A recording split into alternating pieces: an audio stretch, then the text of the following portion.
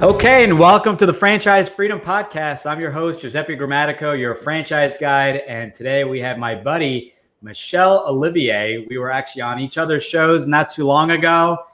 We were talking at length between recruiting, franchises, Chick-fil-A, and so many other exciting things.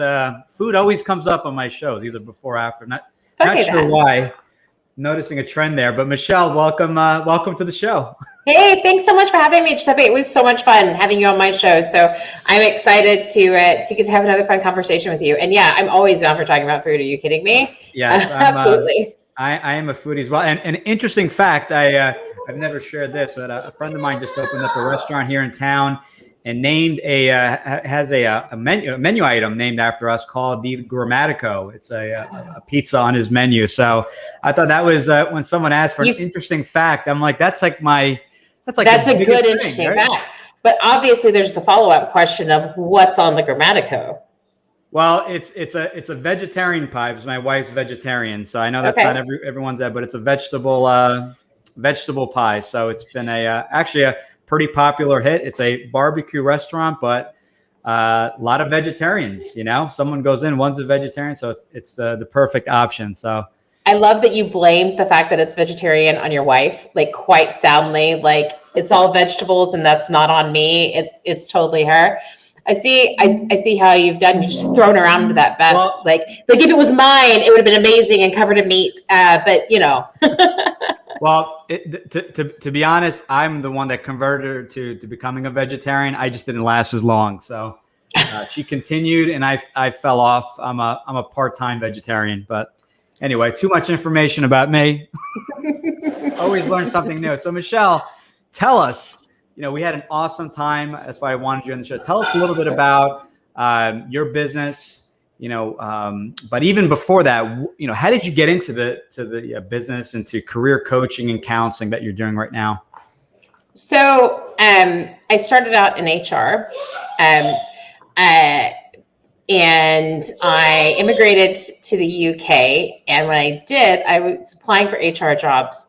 And the UK has a really specific qualification that they require basically for anybody to get a job in HR, which I did not have as an American.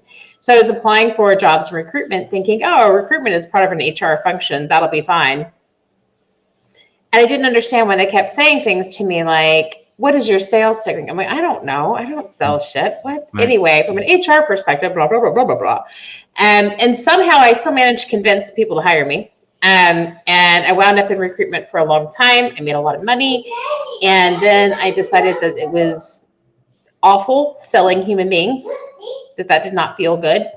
And that it was very frustrating that employers were very bad at selecting human beings. And that they tended to treat them like pizzas with vegetables or otherwise. And so I moved into a different section where I designed alternatives to traditional recruitment practices for employers, huge named employers. Yes, you have heard of all of them, and tons that you have not heard of. And I did that for a while, and then I started my own consultancy doing that again. Then we immigrated back to the US. I brought my husband with me. And I was like, maybe I should try working for somebody else again. And I took a role as director of talent acquisition for the YMCA. And I did that until we made babies. And then pregnant me was not good at setting boundaries. And so my husband and Mother Nature decided it would be better for me to not work and be pregnant. And then when it was time, when the boys were big enough that I was bored of being mom, I started my own company, and what made sense was to go back into consulting. So we do what we call working both sides of the desk. So we work with individuals, helping with career coaching, strategy, that sort of thing, resume writing, everything you need to get a job. And then at the same time, we work with employers doing better at hiring and recruiting, training managers to not suck at interviewing, things like that, and designing better strategies for them. So that's I feel like that's one of those, well, back in the day kind of answers. I hope that wasn't too much, but I really wanted to give a thorough answer. So No, that's perfect, and that's what we do for everyone on the show. We like to give a little bit of a journey because you're at where you're at now, but how did you get there? You didn't just graduate from school and own a company. There was jobs along the way. There were decisions. There were U-turns and zigs and zags. So. Well, actually, that's one of my big bugbears about other people in my industry is that recruitment is one of those things people really do think they can wake up one day and be like, I'm a recruiter now. And I'm like, I literally had somebody the other day who was like, I've been working in this other field for a really long time, but I feel like I'm going to go be a recruiter now. So you and I are the same. Can you tell me how you do this? I'm like, well, I've been doing it for 20 years, jerk. You want my secrets? Yeah. You know what I did? I earned my stripes. Like, how insulting is that to think that you woke up one morning and decided to be an expert? And he was like, well, I've been a hiring manager. I'm like, I'm sorry. I eat a lot of bread. You know what it doesn't make me? A baker. Right. Want to hear something? Want to hear something interesting? Yeah. A lot of people think they could do what I do. So I help people with franchises. So, and I will say, well, what franchise or business did you own? They go, I haven't owned anything. I just, I did some research. I know how to help people. And it's like, okay. Dude, there are so many armchair experts these days. Like, I feel like this is the curse of Google, right? Like in everything in our society, everybody knows more about COVID than the virologist. Like, and that's on both sides of the aisle, right? Like everybody knows more than anybody who purports to be an expert because they Googled something for a hot minute. Right. I'm like, friends, I don't care how strong your Google game is. Here's what I'm here to tell you. Liebchen, it's more complicated than that. Yeah. For real. Like, so I have a really good friend who has worked in recruitment adjacent stuff for a long time. He's worked as like a for-profit education recruiter, and also doing like some bulk vacancies for groups like the YMCA. Great. Very noble things to be doing. But then he was like, so I'm a recruiter now. And he was applying to like, Google and Amazon and those kind of places. It's like, pumpkin, you're not. And he got a job as a sourcer, which in recruitment lingo, what that means is that he goes out and finds people, but he doesn't negotiate with or deal with the hiring managers. That's what the recruiters actually do. And he was like, this is hard. I was like, yeah. I'm like, and you have the easy job. This is the gateway job. Right. Wait till you're the one that is having to tell the hiring manager that really is clear that they think you're an idiot because they think all recruiters are idiots. And you're having to explain to them, however stupid you may think I am, I do know more about candidates in the job market than you do. And so if you would like to hire someone, you would really do well to listen to me. And right. He's like, I totally underestimated. He was like, I thought this was going to be easy. I was like, why would you think that? Being good at anything is not easy, right? Like, and I think that that's something that I see people forgetting a lot, that there is a lot to be said about what you learn by doing something for a long time, and especially what you learn by screwing up and falling on your face and, and then watching other people sitting next to you doing the same things, right? And be like, oh, shoot, I'm not going to do that. And there are some things like you can't take a class on that. You can't right. Self-teach. Like you do just have to show up. And that's kind of what you're saying with the franchise thing, right? Is that it's like, you have not walked a mile in those moccasins, my friend. You do not know what lies on that path. You don't know what that's like. Yeah, just right. And that's the thing. What lies on that path? Sometimes reading about it or talking to someone that went through it are two different things. And I could not agree more. Talk to us. So when we talk about people that help people with their careers, there's when I hear careers, first thing that rings or comes to mind is, because I was a corporate employee for many years, is job, right? Being employed by somebody. But now that I've been on the other side as an employer, helping people start their own businesses, career really is all inclusive, right? It's to me, it's what is the best avenue, and there's no right or wrong. It's all based off of, we're in the people business. What's the best fit for you? Is it even a job? Is it a business?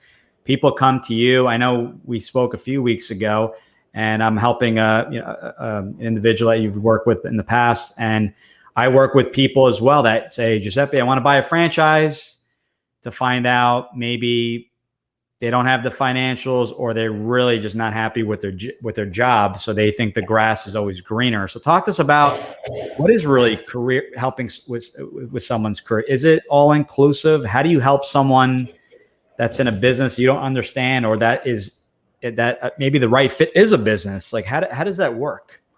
So what I always say to my clients before I am willing to take their money in any way is that I can't tell you what you want to be when you grow up. I can't answer your questions for you because I'm not going to live that life. Mm-hmm. All I can do is help you ask smarter questions, help you have informational resources that you maybe didn't know were out there, and help you know what you don't know you don't know. And after that, the rest is just pluck, right? Like the rest is banter. But really, those are the things that I can help you with. And so if you're focused on helping somebody with that, it doesn't really matter.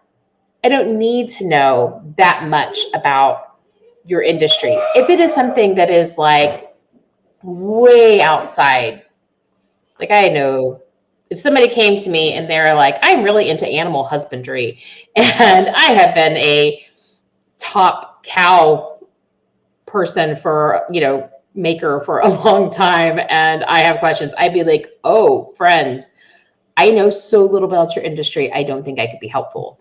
But for people who work in anything resembling normal business, right, ultimately there's commonality, right? So like what you were saying on when you were on my podcast the other day, when you were talking about it, really for a lot of it comes down to how do you want to make your money, and do you want to report to somebody else? Do you want to own your business? When you say own your business, do you mean you want creative control to be able to, have the Giuseppe pie on the menu? Or do you mean that you want to not answer to somebody else on the day-to-day, but also have a model that works and not have to worry about it? Those fundamental questions, like you don't have to know how to treat for mosquitoes or how to do those things. It's all about the underpinning questions that go with that. The same is true with career stuff, right? If somebody comes to me and they're like, gee, I just don't know. I've been in this role for a really long time. It turns out I really hate being an accountant. What should I do instead? Well, I don't freaking know. You tell me. What do you want to do? And the real answer is that, like, I can't answer that for you. But what I can do is give you some questions that help you narrow down what you might want to do. So we can talk about, and then I say, go research. Right. So we'll talk it through, and I ask them things like, I'll give them lists of things and ask them to prioritize them. So we'll do one with you. So if I was going to say to you, which of these things, put these things in the order of importance to you for what you do for a living: making money, helping people, solving problems, being creative, or creating a thing that you're proud of. What would your order of preference be? I don't know if I caught them all, but I know that it's There's changed only over the 5. years. I know. That's my memory. I forgot to send you the link for the show. What do you expect? 2, 3? No, but I will say that over the years, full disclosure, I'm going to be 43 this year. When I was 23, it was money. Money is definitely important, but it is probably, towards the bottom. Creativity. probably is the last thing. Money is right above there. Top two are really kind of helping people, offering value. And that's changed, right? Because in the past it was always about money. It was the investment world that I was in, but it's changed. Like I really want something sustainable that was, that just felt good. I was truly bringing value. I could be myself. So that's anyway. And usually, no, that's perfect though. But that's exactly right. So that's exactly what most people are coming to me, is because they have a career that was predicated on one of those things. Mm-hmm. And now they're at a stage in their life where that's no longer a value. So if you're not trying to just make the most money possible, you and I both know you do not want to work anywhere near Wall Street. You think you do, you do not. Like anything investment banking, all they care about is making the most money possible. They accidentally give customer service on the way to achieving that goal, but really that's the goal. And so if you get to a place where that is no longer your personal goal, then you're going to be unhappy until you make a change. And that's true for for any kind of industry. And so I give them tools like that, and it makes those kind of things help crystallize like, oh, well, of course that makes sense. Like, yeah, if making money is now my second to the bottom priority, then I should definitely not be in this role anymore. So let's find places where you can use the skills and information you gained there, but that prioritize the things that you care about instead differently. So for a lot of people, they come out and they're like, well, really, I want to be helping people now. Like, I've made my money. I want to be helping people. Great. I also work with young people just out of college, and they're like, no, really, I would just like to get out of debt. Like, if I could just maximize money, what do I do? My answer is usually, well, go back and don't major in English. But no, I say that jokingly. I went to a bougie liberal arts school. I have degrees in international law and Russian, which obviously I don't use ever. Right. But so like, I get it. But so we kind of talk through those types of things, but it's all about creating a fundamental value base. Mm-hmm. And then after that, looking at what you like and what you don't like. And it's just not rocket science. If you looking at what kind of company should I work for? Okay, well, let's look at the good, bad, and ugly of the different sizes of companies. There's great things about working for a small company. There are terrible things about working for a small company. There are great things about working for an F200. There are terrible things about working for an F200.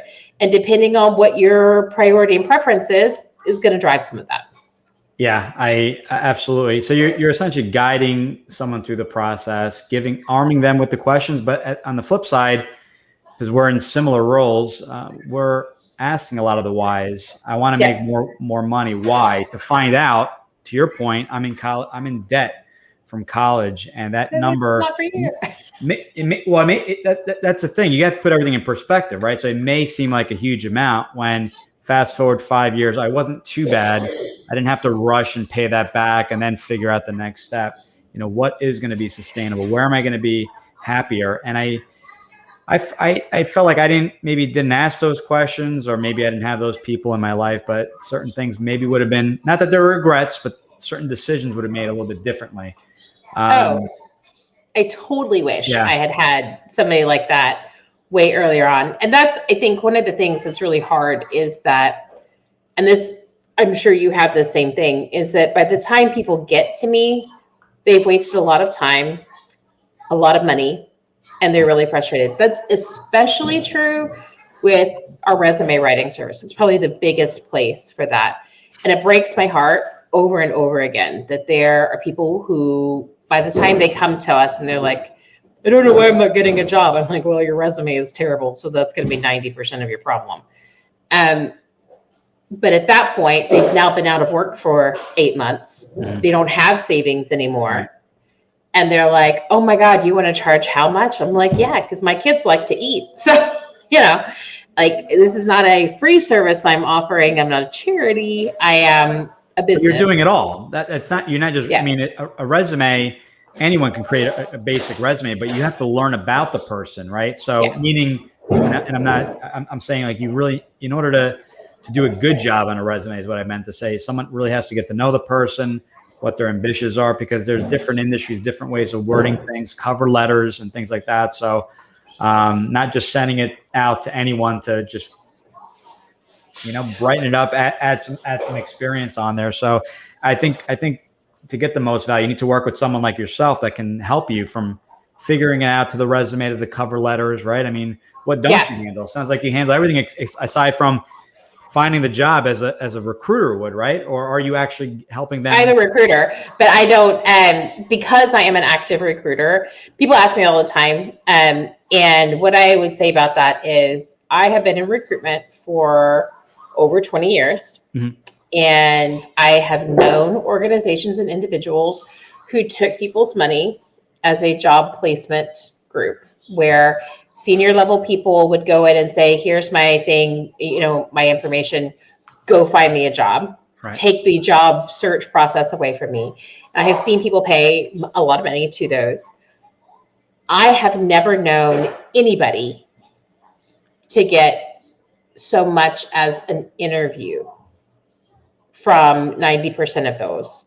Certainly never known anybody to get a job. Wow. And neither have any of the recruiters that I know. And I know kind of a lot of recruiters. So I am not saying that they are all scams. That would potentially be libelous, Giuseppe. What I am saying is that my personal experience is that there is never any return on that. And the reason makes a lot of sense when you think about it. So I know you've worked for yourself for a long time, but that means that you have a business, which means that probably recruiters call you when you're hiring somebody for anything, right? Bookkeeper, what have you. And they're like, hey, let me just send you somebody. And as soon as they pick up the phone, you're like, oh, this guy, right? They're trying to sell you their services. They're trying to sell you. And so it's this adversarial relationship from the outset. No matter what I'm doing, even if I say, no, legit, like this is free, there's that immediate tension and suspicion, which is not a great way to get introduced to somebody that you think you want to get a job from. So what is a better help and that I do for my clients is that because I work as a recruiter, I know tons of people and I'm pretty active on LinkedIn, as you know. So I know a few people on LinkedIn as well. And so I'm always happy to make appropriate introductions. And that I think is very different. So it'll be like, oh, hey, Giuseppe's interested. You came to me and you're like, hey, I'm really interested in, I don't know, Edward Jones. Can't imagine why you would be, but if you were, I'd be like, great. Well, find somebody in my contacts, or if I happen to know somebody off the top of my head that's a really great choice, like, great, let me do an introduction for you. Hey, Bob, this is Giuseppe, wants to know about Edward Jones, help him out. And then that way, like, it's building that network for you, right. But it's not directly selling you in for a job that's not one that I'm working on. Mm-hmm. Now, as a recruiter, if I have somebody come through who is great for a role that I'm working on, am I going to put the forward? Absolutely. Right. Is it entirely self-serving to have this like network of candidates that are coming to me while I'm also working to fill roles? Yeah, that's part of the point. Right. So, I mean, there is some of that, but a lot of the stuff I do is pretty niche. So, our resume, like, there aren't a lot of people who do a lot of things that I recruit for. So I very rarely get lucky enough to have somebody in my own pipeline that's good for those. Interesting. No, that's really good to know. It sounds like we say a lot of the similar stuff. I think the issue right now also is, I know for a lot of people figuring things out now is the internet. I think there's just so much information that people just get overwhelmed and confused, and they're not really sure how to actually apply it or what this means, or opinion versus fact. And I think people are taken back sometimes in the advice I give. And it's really, I think we're complicating things. So to your point in the beginning of the interview, kind of, what do you like to do? I'll just say blank a piece of paper. Forget about all your opinions or what so-and-so said. Just what does the business or job look like? What do you do? Are you working from home? Whether it's a job or business, are you going to a location? Are you I go as specific as, are you in your home area? Do you plan on moving? Ideally, are you planning on moving to a different state? And going down each kind of line and saying at the very end, okay, we have somewhat of a picture of what the ideal situation looks like. Things change over the years, to your point. Maybe money was important, as it did with me. But if I were to show you a job, you want to make 100,000 a year. If I showed you a job today, or a potential business that can make you, obviously, whatever amount, which would you choose? And I think that's a good exercise, because some people say right off the bat, a job, great. Let me put you in touch with so-and-so, because if that was your knee-jerk and quick reaction or answer to that, then maybe a business is not the right fit at this point. So I will always, I have a large network of people I work with, and we do referrals to recruiters, career counselors, career specialists, a lot of different titles. We'll send people over as well, because maybe they're just not certain. They right there, what they're saying they want, and then I ask that question, it changes things up really quickly. So so I tell people, just simplify it. Be careful who you take advice from. I had someone say, well, my uncle told me about franchises and that they could be risky. And I said, interesting. I go, a franchise is a business. What franchises or business has he owned? He said, none. And I said, well, there you go. You should really limit and qualify, who you're asking advice from. I'm not saying you can't get advice from family and things like that, but specifically something like that, you really want to stick and work and talk to not one, but a handful of individuals. To your point, speaking with your network, it's all about the who, not how. Talk to the network. Talk to someone at Edward Jones. What are your thoughts about Edward Jones? I know the company really well. We have it right here in our backyard. Did you speak with the financial advisor, that person's assistant? What are their thoughts? Have they grown? What does their day look like? Giving financial advice is great, but if your day, what is your day? Is your day traveling and you hate traveling? May not be a good fit. Is your day cold calling half the day and you hate cold calling? Maybe that's not a good fit. I'm just making these things up. So no, I think that's perfect. Like, that's a great thing to say, that at the end of the day, when we think about work and all that, we're picturing ourselves doing something. But if the part that you're excited about is this much of a job this big, right? Then that's a terrible match. You're living for those 10 minutes out of your 100-minute day. Stop it. Like, that question about what does your day look like? What does your week look like? Super important. Every time I work on a role, that's always one of the first things I ask the employer. And I think that I wish more candidates would ask me is, what is the percentage breakdown of what this job does? So, and you'd be surprised how far they often are from what people would assume. Oh, we call you an accountant? Great. Well, but actually, only 40% of this job is accounting. Right. The other 40%, there's another 40% that's accounts receivable, and another 20% that's actually going to be collections. Right. Oh, well, collections are a hard no for me. And if they were like 20%, that's a day a week. Mm-hmm. Right. Do you want to spend every Friday of your life doing collections? How are you going to feel if you really hate collections? Oh, that's going to suck. Great. Don't take the job. And that it's really that simple. There's this idea of FOMO, right? Fear of missing out. You're not missing out. Get specific and rule all, I roll the garbage out. If it's not if there's a lot of travel, it's the ideal job and there's a lot of travel, it's not going to work. You're going to be miserable. It's going to end up costing you, time, energy. It's not worth it. So instead of looking for the jobs and settling, why not say, okay, this is my ideal job. What is there?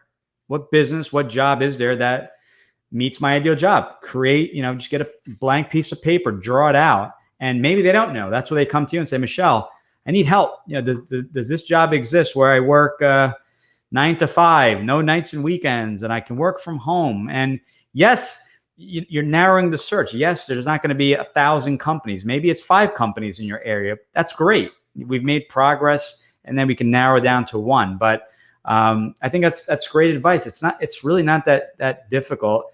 And it's not it depends. The it depends drives me nuts. I don't know if you get this, but all the time. It depends on what makes more money. No, it doesn't depend. You are you, and there's only one Michelle and one Giuseppe. Decide on what you want. I will find you a franchise. You will find them a career. That's on us. We will do, meaning obviously there's going to be homework on both ends, but we will guide you, I should say. Let me rephrase. We will guide you to that path, but figure out and be honest. And if it depends on the money, it depends on this. Now, again, we're deviating from, what we want. So I always give my clients, I tell them to get 3 things that are non-negotiable have to haves, 3 things that are non-negotiable can't haves, and then 3 things that are where they're going to compromise, because you can't have absolutes and not be willing to give.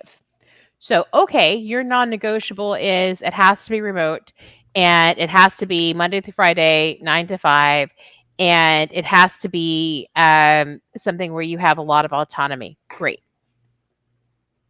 What are you going to give up for those things? My guess is the big one's going to be pay. So square that up, right? Right. Like, what else are you willing to negotiate on? Are you willing to negotiate on your benefits? Are you willing to on the perks? Are you willing to negotiate on some of the duties? You have, and it can't all be, and what I find for people when I say that to clients is they're usually like, well, I was willing to compromise on this thing. Well, that's one. I'm sorry. You had 6 things that you were having as demands, and you thought you only had to budge on one, and that was somehow going to get you home? Incorrect. You have to identify where you're willing to compromise. And I find that if you, at the outset, it's all about expectation management, right? So like if at the outset, you have kind of gotten zen with the fact that that's going to be the case, that, yep, you went and got this really expensive qualification, be it a degree or whatever other piece of paper, and you're not going to use it because people with that qualification don't get to do all of the other things that you're expecting to be able to do. Right. Then, great. But that has to be something that you've accepted at the outset. If we try to come in at the 11th hour and do it, then that's when people get pissy and get, feel negatively about it. And so that's why I try to say, like, list out all the ways that you're willing to compromise. And I also find that from a negotiation perspective, that's super important as well. To be able to go in good faith to an employer and say, look, I'm bringing these extra things, and here are places that I'm willing to compromise off what I have now, and then giving them a chance to respond. I like that. Awesome. Now we are on the same page. Maybe that's why we could be chatting for hours. This is why we get to be friends, Giuseppe, is because obviously we're very smart people. Oh yeah. Entirely because we agree on yes, those exactly. things. We agree, right? That's it. I like people that agree with me. I need more guests like you. You have a list, so sometimes, which is good. I mean, we can't all be on the same page, but it's good to get different perspectives, because sometimes I'm like, wow, that's kind of an aha moment. I never thought of things that way. So these shows have been great, just both for business and personal growth. I've loved having this show. I think this was either 68, I think episode 68 or 69. We're approaching 70 in a year and a half, and I love it. It's been great. Wow. It just happened to be during COVID, right, where we weren't able to meet in person, so it worked out really well. But it eased everybody into Zoom. So what's that? It eased everybody into the whole Zoom reality. Yep. This way. So yeah, absolutely. Yeah, never used Zoom once before COVID, so it's right. And now I feel like people are like, "Oh my God, you're so good at Zoom." I'm like, "There's like 4 buttons. Like, if you can't get at Zoom, really?" People that haven't really used it, I think they're just they're intimidated by it, I think. We're approaching to be respectful of your time.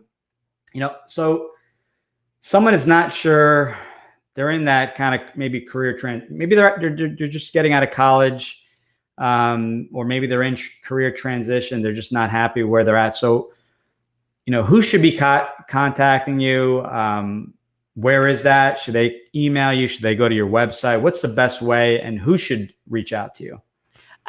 Anybody so you can reach out to me for anything. So if you're about to start looking for work, that's great. Please, if you're going to get help, do it before you need a job yesterday. Once you need a job yesterday, it's a little late.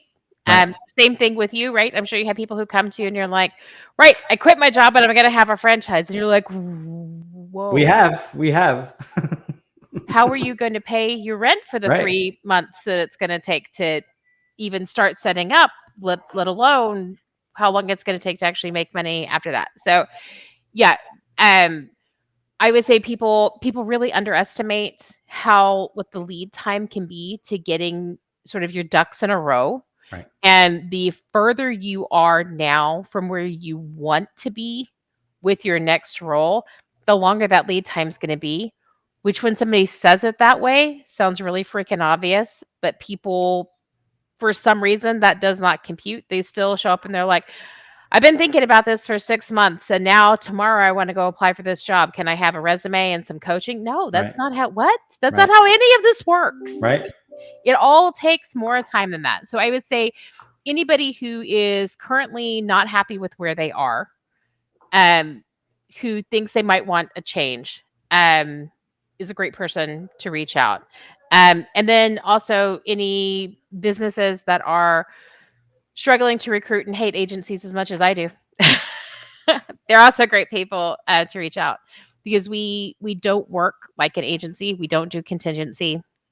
We work on a flat hourly rate, and we'll help you with whatever it is from a talent acquisition perspective that you want help with. So those are probably the best people to reach out to me. But I also never mind people reaching out to me with anything. Again, like I said, I'm super active on LinkedIn. LinkedIn tells me that I'm an influencer, which is an awkward thing for somebody to tell you about yourself. But I have people, like hundreds of people every week, reaching out to me with like, hey, I have a question about this. Great, sure, fine, happy to answer.